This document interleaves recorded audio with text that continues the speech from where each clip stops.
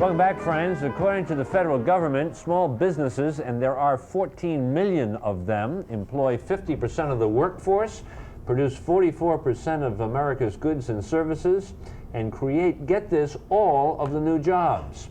Our guest is making a valiant attempt to link up small businesses throughout America through his organization. Gordon Bizar is our guest. He is president of the International Business Network. It's good to have you here tonight. Pleasure to be here, Dennis. From those statistics, small business is really big business, isn't it? Well, it is to us. We have about 8,000 of them in our membership now. And in fact, we did a little study to determine what the purchasing power of our 8,000 members were. And this is in your network, right? Right, and it turns out that our members have the purchasing power of the 20th largest corporation in America. Is that true? So yeah, that's just 8,000 of our members. It would appear that if there are 14 million American small businesses, how many people are we talking about involved?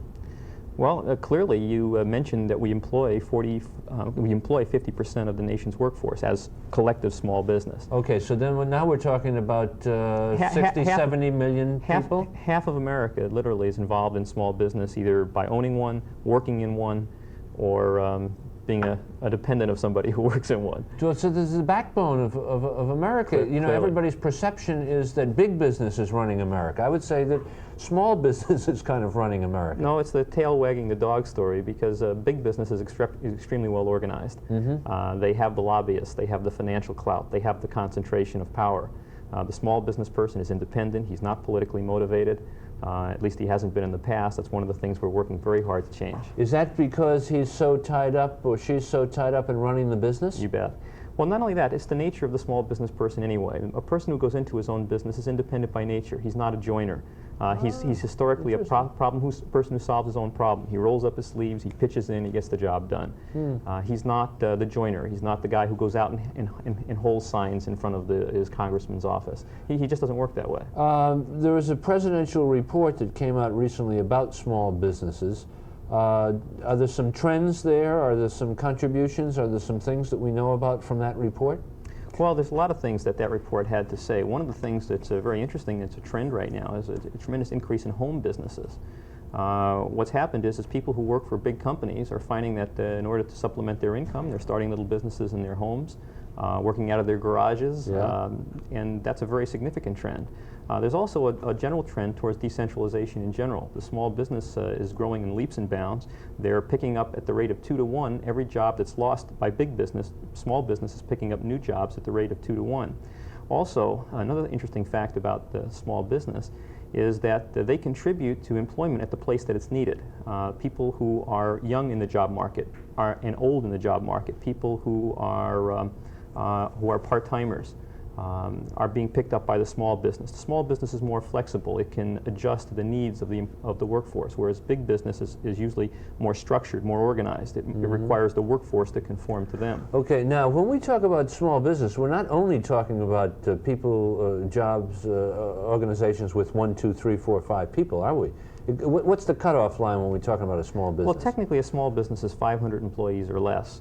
But of the nation's 14 million small businesses, almost 12 million of them have less than 50 employees. So okay, that's a good number to work with. Yeah, okay. So you're really talking about pretty small business when you get down to 50 employees or less. Okay, this whole business of small business, what makes them successful?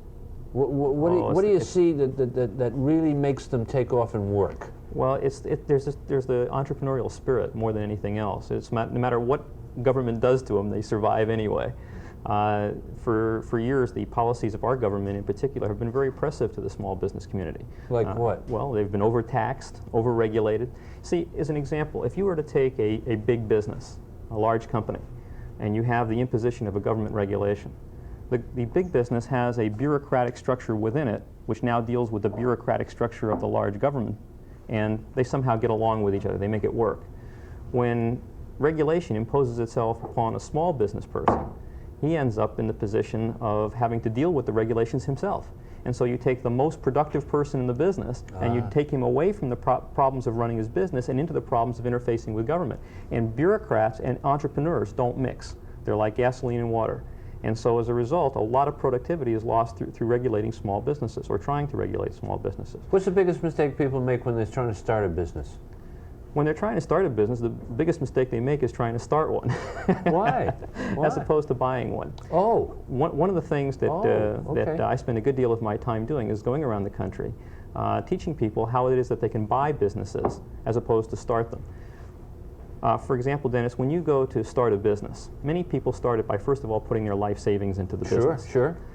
They borrow money from friends, from relatives, only to find out that they haven't set aside enough cash, even with all of that, and the business fails before it ever gets off the ground because it was undercapitalized from the very beginning. And that's a common mistake. A very common mistake.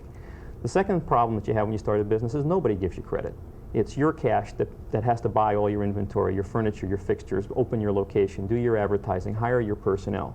And all that money goes out before your business starts to really go and the money starts coming back. Plus, it takes a lot of time to start a business. For example, most people find that it'll take 2 to 3 years of blood, sweat, and tears before their business turns profitable and starts supporting them. So that's 3 years of money going out and hard work before the money actually starts coming back. Also, it's very risky to start a new business. The statistics tell us that 80% of all new businesses fail before they're 2 years old. 90% never see their 5th birthday. On the other hand, it is possible for a person to buy someone else's already successful business, to buy it with none of their own cash, even if they have no established credit.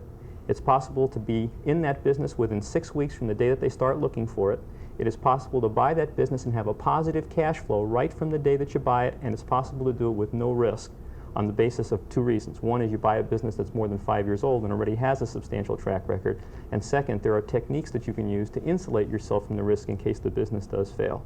And before the end of the program, I'll go through some of those with you, show you exactly how this is done. Let me ask the folks at home to jump into the conversation. Gordon Bizar is our guest. I want you to grab a pencil and paper because toward the end of our conversation, we're going to put you in touch through an address that I'm going to give you with his company, which is the International Business Network. And they got a couple of nifty services that you might want to know about and get some literature on. And we have been telling you during the last few days that anything on the starting, the buying, the expanding of a small business would be fair game. And also in the time that we have, we're going to talk a little bit about the politics involved, because I gather that small business does not get much of a shake with the federal government, huh? Not near as much as it should. And again, it's not by design. There's no one in federal government out to hurt small business. It's just small business historically is unorganized, and so there is no single voice that really speaks for small business. And so the problem is hearing small business. Let's take advantage of the time, and since obviously when you get on a roll, you can dispense an awful lot of good information in a short amount of time without me having to interrupt you with all the questions. And pick up on the thread that you were just talking about of suggesting that it's better to buy than to start a business from scratch, and just maybe use the next couple of minutes to formulate in your mind the questions that come into your hotline, the questions that you get at your seminars of people who are interested in this business of doing something as an entrepreneur. Well, Dennis, probably the best way to lead into this is to share with you the experience I had in buying my first company.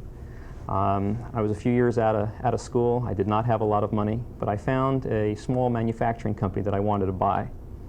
And I chatted with the owner for a while, and he told me he wanted $500,000 for the company. Well, to a young fellow, those are telephone numbers, never mind dollars. But I really wanted this business very, very badly. And so over a period of 2 or 3 months, I negotiated with him. And finally, he agreed to sell me the business for $150,000 cash down. And the balance, $350,000, he agreed that I could pay him that in the form of an installment note and make the payments to him over a period of 7 years. Now, from looking at the profitability of the business, I knew that from the profits of the business, I could meet the payments on the note. My problem was, where did I get the $150,000 of upfront cash?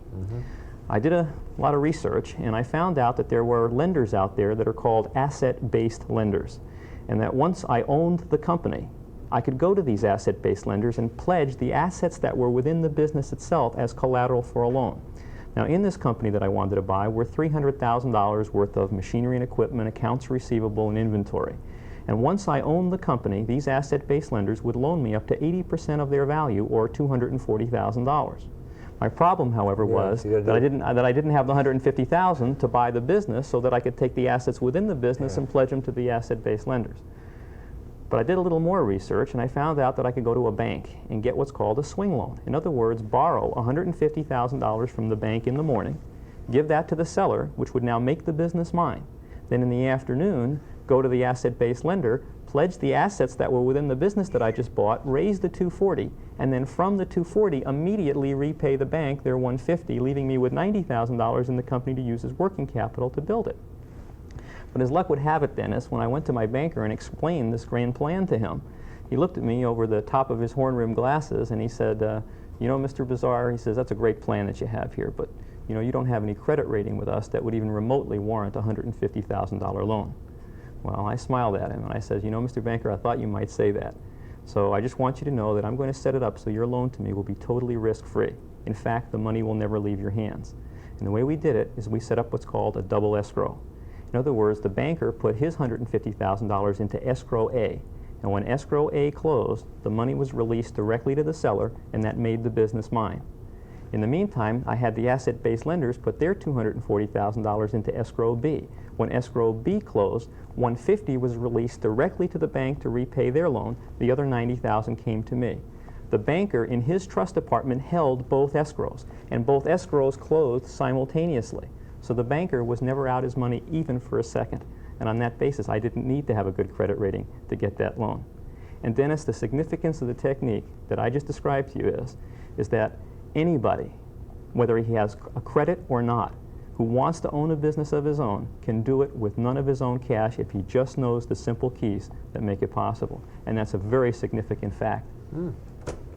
Hi there, you're on Late Night America. Good evening, Dennis. This is Pete from Boonton, New Jersey. Go ahead, Pete. I would like to ask Mr. Bizar how he would recommend starting a business in the form of whether it should be a corporation or whether it should be an individual or a partnership.